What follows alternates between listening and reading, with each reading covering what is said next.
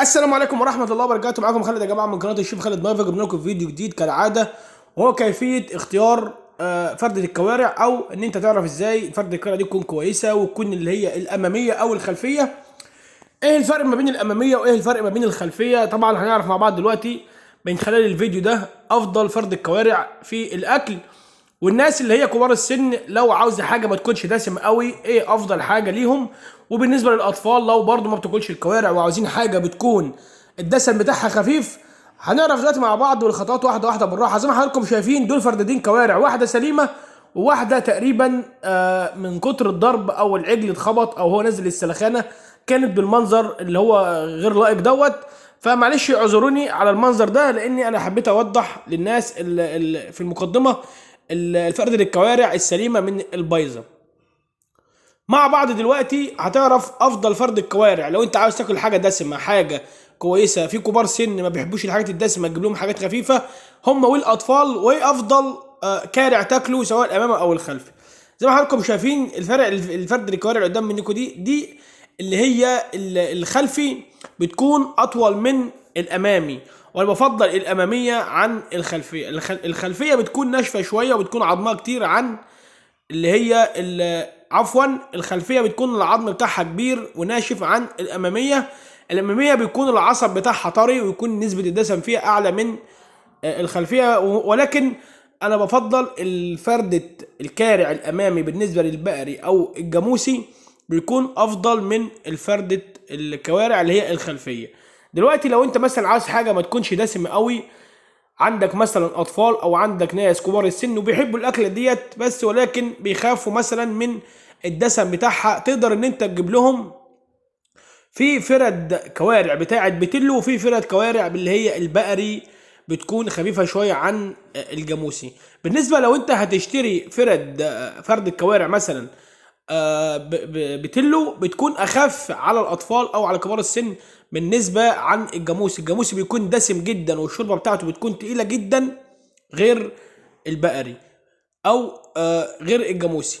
بالنسبه لا للجاموسي بيبقى تقيل على الاطفال، والاطفال ما بيحبش الحاجه الدسمه. مثلا لو الاطفال عندك ما بتحبش الدسم، يبقى انت هتفضل الفردة الكوارع البتلو. ممكن واحد يقول لي ما فيش مثلا بتلو متوفر، مثلا كوارع بتلو عندي. ممكن تتواصل انت مع الجزار اللي جنب منك، هو اكيد بيعرف حد او بيعرف ناس بتحجزها عنده مثلا من يوم او باتنين وبتجيبها. بعض الحاجات اللي انا عاوز اوضحها للناس ان انت فردة الكارع هتبقى قدام منك زي ما حضراتكم شايفين كده. طبعا انا بستلم في فرق بين الفردة اللي هي لونها يكون ابيض والفردة من تحت من عند الحافر او حسب ما بكل مكان بيسمى من عند القدم من تحت، تمام، بيكون لونه احمر وردي. لان في ناس بتعوسه احمر شفايف بيكون لونه احمر غامق قوي. ده تخلي بالك منه، تقوم عامل بصبعك عليه تشوف الاحمر ده بيطلع ولا موجود في فرد الكوارع زي ما هي.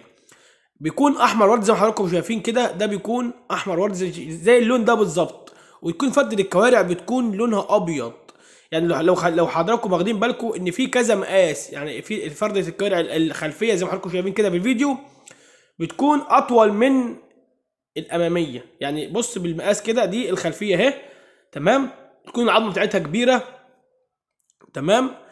اما الاماميه بتكون اقصر سنه او اصغر حجما عن الفردة الأمامية شوية. الأمامية بتكون صغيرة عن الفردة اللي هي الخلفية. وبفضل الفردة الأمامية بتكون حتى خفيفة وبتكون جميلة وبتكون عظمها أو العصب أو يعني بتكون هي طرية شوية عن الخلفية، لأن الخلفية بيبقى معظم العصب بتاعها جامد أو بيبقى عظمها جامد أو زي ما حضراتكم شايفين كده. ديت الخلفية هي كده. الاتنين دول بقى دول أمامي. يعني الكوارع اللي حضراتكم شايفينها دي بقى اللي قدام منكم دي الامامي بتكون افضل من الخلفي. وبالنسبه للبقري بيكون اخف في الدسم من الجاموسي. الجاموسي بيكون السمين بتاعه او نسبه الدسم بتاعته بتكون اعلى من البقري. يعني انا بفضل لو انت هتاكل حاجه، عاوز حاجه ما تكونش خفيفه وتكون برضو فيها نسبه دسم، ما يكونش نسبه دسم تكون تقيله قوي، يبقى انا افضلك ان انت تاخد فردة الكوارع اللي هي الاماميه. بالنسبه للبقري لو عاوز حاجه بقى انت كيف اكل كوارع وعاوز حاجه تكون دسمه وحاجه تكون فيها دسم، هتجيب الفردة الكوارع الجاموسي سواء الخلفية او الامامية مش هتفرق بالنسبة للجاموسي.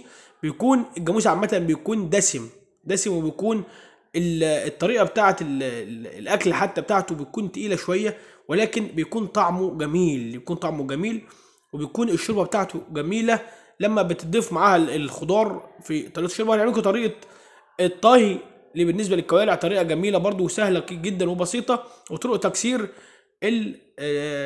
الكوارع، بس عشان خاطر نخلي الفيديو ده مخصص عن طريقه كيفيه ان انت تقدر تختار فرد الكوارع تكون كويسه. وقبل ما تمشي تخلي الجزار يكسرها عنده، لاني انا بستلم سليم عشان لو في حاجه انا بقدر ان انا ارجعها.